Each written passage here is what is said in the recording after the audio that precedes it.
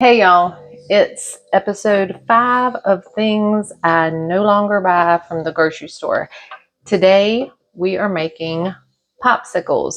Every time I've made them so far, I've done them differently. So today will be no different. I use whatever juice I have on hand. I have some juice in the freezer from berries that we grew here. So that's what I'm using. I've used blackberry and cherry juice in the past, and both of them were delicious. Cherries I didn't grow here, but I did get organic, and I juiced them and used the juice out of that. But today I have some scuffenine juice. Those were the green golden ones, so the color for that juice is not pretty at all. I'm going to put something in it to make it prettier. Start with some kind of natural juice. And then I add lemon juice because lemon juice makes everything better to me. And then I'm going to add some of this beet juice that I juiced, organic beets.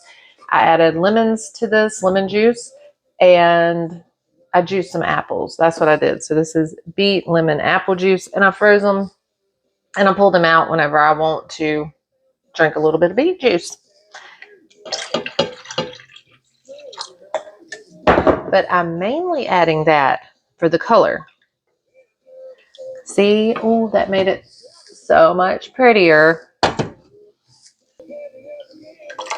So it's sweet, but not sweet enough. I'm going to add this apple juice. It's just a organic apple juice. I'm going to put a little bit more of that.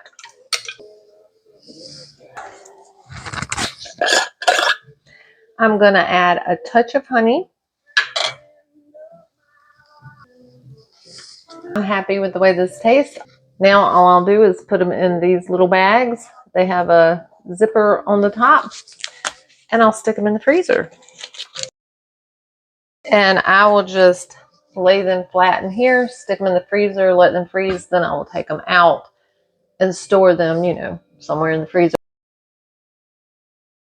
And you might wonder, why would you even want to go through the trouble of this?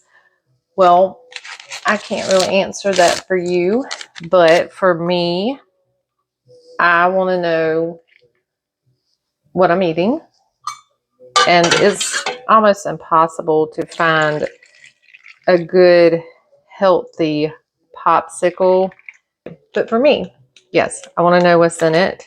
And even if I could find one with the same thing I have in them right now, they would probably be so expensive that I would not pay for them anyway.